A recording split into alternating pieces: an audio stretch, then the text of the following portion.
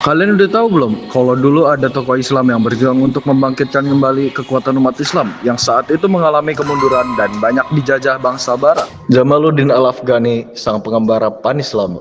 Bayangin, seorang pria lahir tahun 1838 di sebuah kota kecil bernama Asadabad. Ada yang bilang dia lahir di Afghanistan, ada juga yang yakin di Iran atau Persia. Tapi satu hal yang pasti, sejak kecil dia sudah tenggelam dalam dunia ilmu, menguasai agama, filsafat, bahasa Arab, dan Persia dengan sangat dalam. Dia bukan tipe orang yang diam di satu tempat. Al-Afghani adalah pengembara sejati sekaligus politisi ulung. Dia pernah jadi penasihat kerajaan di Afghanistan, lalu bergerak ke India, lama di Mesir, aktif di Paris sampai Istanbul.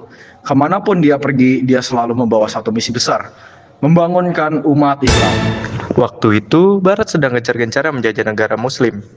Al-Afghani melihat ini sebagai ancaman eksistensial. Menurut dia, umat Islam cuma bisa kuat kalau bersatu dan keluar dari kejumudan, dari kitab statis dan takut maju. Dia bilang, "Wahai umat Muslim, bersatulah. Kekuatan kita terlepak pada solidaritas kita melawat penjajah." Di Paris, bersama muridnya yang terkenal, Muhammad Abduh, dia nerbitin jurnal legendaris bernama Al-Urwah Al-Wuska, Ikatan yang Kuat. Jurnal ini seperti bom pemikiran, isinya seruan keras soal solidaritas Islam dan perlawanan terhadap kolonialisme. Dampaknya nggak main-main, sampai ke Nusantara.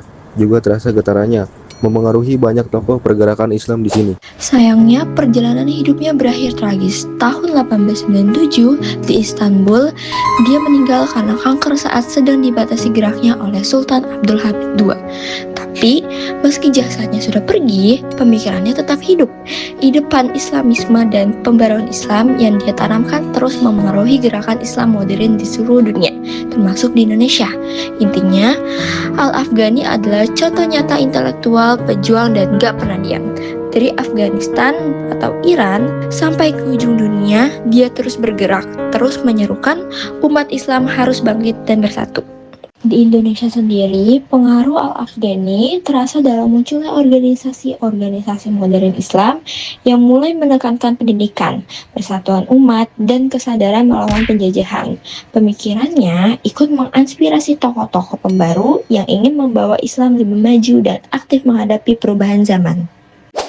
Namun, Al-Afghani juga tokoh yang penuh kontroversi. Banyak sejarawan yang memperdapatkan identitas asli, strategi politik, bahkan sebagian pandangannya ada yang melihatnya sebagai pahlawan kebangkitan Islam, ada juga yang menganggapnya terlalu politis. Tapi justru disitulah menariknya. Dia bukan sekedar ulama biasa, melainkan seorang aktivis intelektual global yang bergerak lintas negara dan mengguncang dunia Islam lewat ide-idenya. Kalau diringkas dalam satu kalimat, warisan terbesar Jamaluddin Al-Afghani adalah umat Islam tidak akan bangkit hanya dengan mengenang kejayaan masa lalu, tetapi dengan persatuan, pendidikan, dan keberanian menghadapi zaman.